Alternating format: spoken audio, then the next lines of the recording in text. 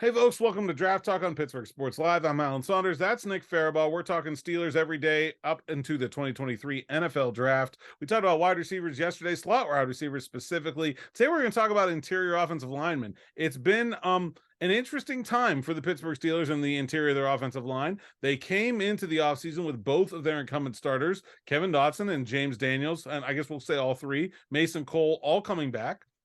They then signed Nate Herbig, and I think everybody thought, okay, that's the backup, or at least a challenger for a starting job. And then they went and signed Isaac Seumalo, and I think then everybody thought, okay, well, he's the starter for sure. And I don't know, we'll see what happens to these other two guys. And I think at that point, most people, myself included, thought, well, guards off the draft board anyway. They got more than they know what to do with right now. That doesn't seem to be the case either, right? Because we are continuing to see the Steelers bring in interior linemen in for visits. They're going to see them at their pro days. It sure still seems like they're leaving that on the table.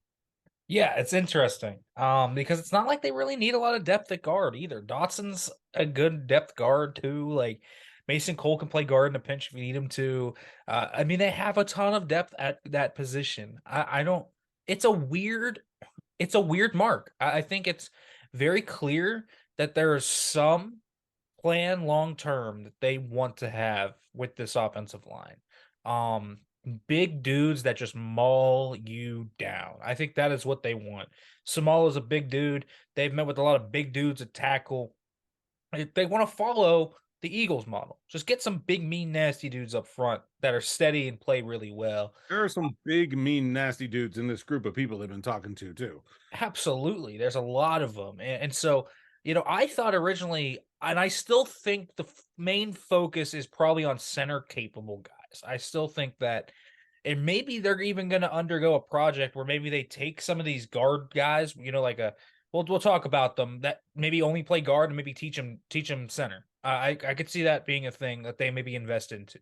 But I think that's still the main focus. But Or we listen, could see James Daniels moving to center, maybe. I mean, he's done it in yeah. the past. I don't think he's a bad option there if they're not satisfied with Mason Cole. I don't know. I think you and I have said that I'm intrigued to see what healthy Mason Cole looks like after battling a bad foot injury most of the year. But I don't think Mason Cole's a long-term answer for them at center either. Like, I think they would much rather have somebody that's going to be here for 5 or 6 years in that spot. But I mean, the guys they're talking to, it's not like we're talking about depth guys like fifth, sixth, seventh round. These are guys that are going to go in the first 2 days of the draft, Yeah. mostly. So Yeah. let's dive into it. I mean, let's start with the visits to the South Side, because to me, those are the most striking in just the quality of the players that are coming in at this position. It's really something. Osiris Torrance, to me, the number one interior offensive lineman in the draft, a guy they would probably need to use one of their top two picks on to get. He's coming in. Steve Avila from TCU, a guy they already talked to at the Senior Bowl. Chandler Savalov from NC State was there today. John Michael Schmitz from Minnesota. Cody Mock is a guy who you'll see in a lot of draft boards listed as a tackle, but as we talked to him at the Senior Bowl, I think it's pretty well understood that he's going to be a guard. Cody Mock from North Dakota State. This is the cream of the crop in terms of the interior of the offensive line. I mean, a couple guys I didn't name there, they went out to see them at their pro days. So they're looking at the best of the best. Yeah, they really are. It's interesting to see that. There are a few things I want to note. One, Tomlin Kahn did not go see many of these guys at their pro day. It was Pat Meyer going out a lot and seeing them. And there are a few exceptions to that rule, but usually that is just because they went to a loaded college. Like Ohio But State having Luke Luke Whipple. Whipple. Yeah, Yeah. right. And Michigan, same Yeah. way. But if but I believe all the guys you named that came to the South Side, Kahn and Tomlin did not go to their pro days, which is fairly interesting.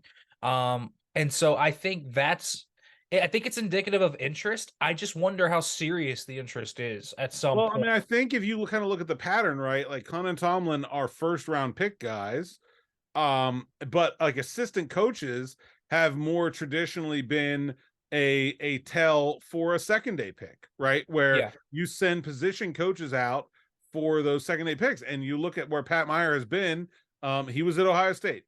He was at NC State. He was at and some of the tackle schools also, Northwestern Tennessee. Whether Peter Skoronski's a guard or a tackle, I'm not sure anybody knows right now. I got to think with the Steelers and their tackle situation, he would play tackle for them at least to start, but who knows? I don't think he's getting to 17 anyway, so I don't want to get sidetracked. But Meyer's been out there. I don't know. This feels real, right? I mean, to a degree, it just feels really odd because it's not a screaming need. They do need a backup center that they do need. They don't have one right now that they trust, unless you want that to be Kendrick Green. But he's really the main guy right now, so they do need a backup center. This speaks to me. I still think the center capable guys are a notch above. Like I would put Steve Avila a notch above Chandler Zavala right now on the mock list. Yeah, me too. I mean, I think I would at guard also. Yeah, I but really like Steve Avila. like John Michael Schmitz is more likely than Osiris Torrance to me. Like that Yeah, feels I don't see the fit with Osiris Torrance anymore. Like to me, he's a day one starter at guard in the NFL. It just does not seem like the Steelers need that. no. I get the BPA method that they're going for with this though. To keep that door open at the very least, if it is there, it's a very I mean, possible true, straight but back look, like scenario. they're not bringing in running backs. Like, No, like they're clearly crossing some positions off their list, but guard has not been one of them. And no. Torrance is a straight guard. He can't play anything else. Nor would you Yeah, want to. He's really good at it. yeah. I mean, listen, Colin Daniels are free agents 2 years. So it makes some sense to me to do that. Dotson's a free agent next year. Herbig only has a 2 year deal. So it's And his not deal like they can get away from after the first year very easily if they want to. exactly. It's not like that they're locked into a lot of these deals. Silmalo is probably the one that I can Probably see. that guy's around, I would Yeah, say. he's around. I think Daniels is another guy that's around. I just think he really fits what they like He's to got do. 2 years left. Like Um, it I'm just saying if I were thinking of an Eagles player, James Daniels is an Eagle, like to me. Like he feels like an Eagle. He feels like a type that Andy Weidel would like. Whether that's at center or guard, though, I think that's a serious question. I do think they're looking to upgrade on Mason Cole. I do. I think that they see Mason Cole as a good stopgap option, but a guy that they need to get the next guy in. a And so long term answer at center. And John Michael Schmitz is the one guy in this list that's a true center. I mean, yeah. some of these guys have done it more than others, but he's the one guy that was doing it every day in college. And boy, is he fun to watch, man. At the Senior Bowl, he was taking names and like he's a brute. You want to talk about a tough guy? Like he's about as tough as they come. Yeah, he is a strong dude, and he's got that wrestling background that a lot of guys like there on that interior line. He's got long Whittler, arms also though. a wrestler from Ohio State.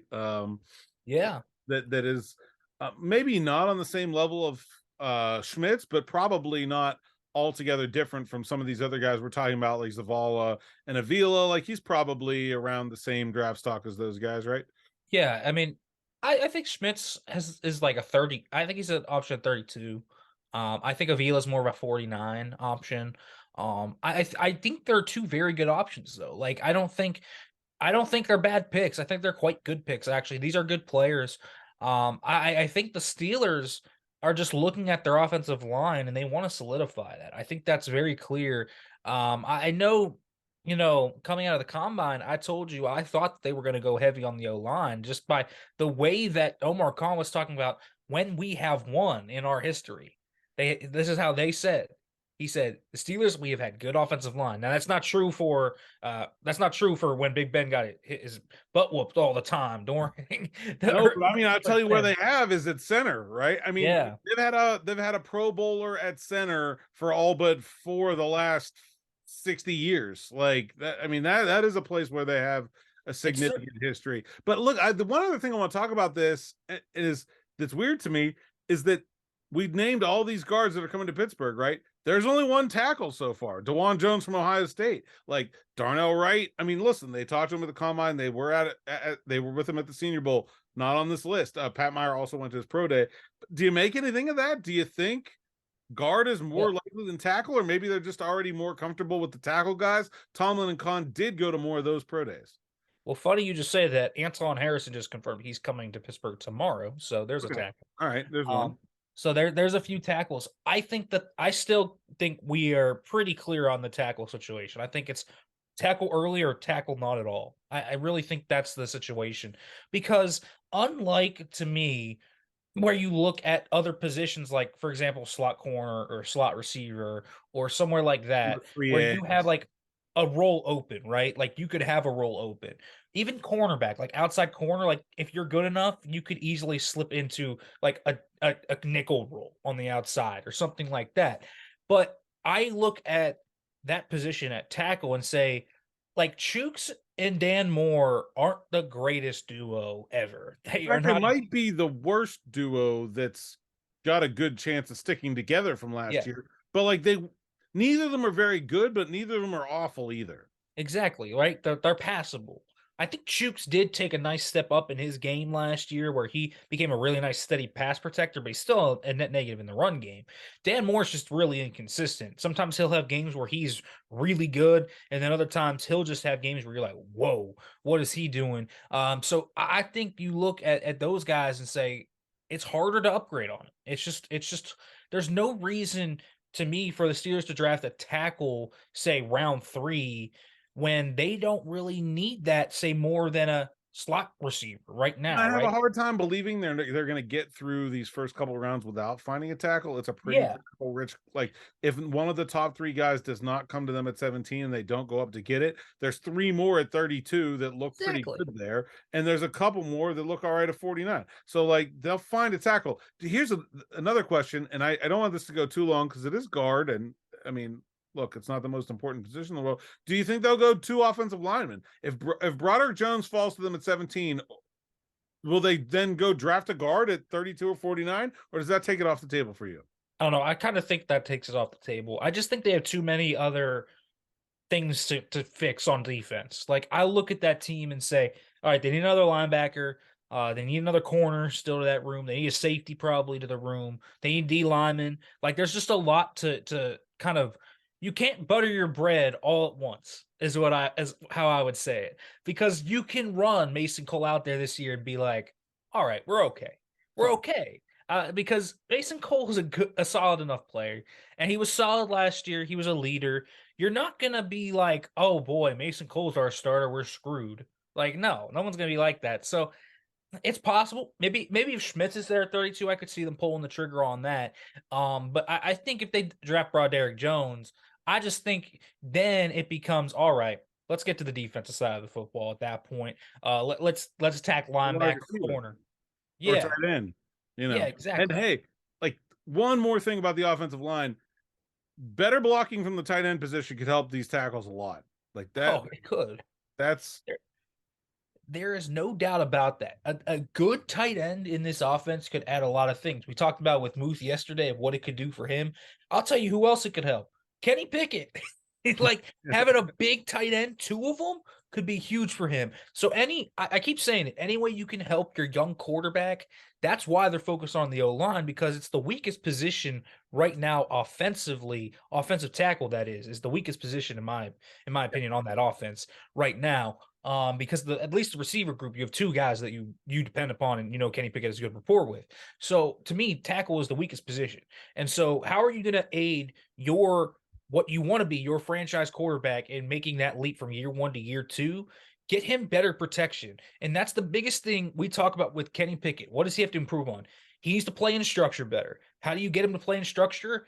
Just don't have guys come in his face. That's how you do it. wrote today on the site, SteelersNow.com. Biggest thing we're talking all off season about free agency, the draft. The biggest thing that can happen for the Steelers in 2023 is getting better production out of Kenny Pickett.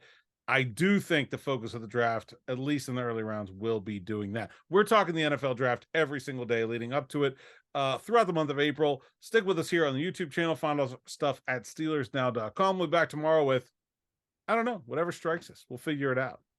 He's Nick. I'm Alan. Thanks for watching. We'll see you next time.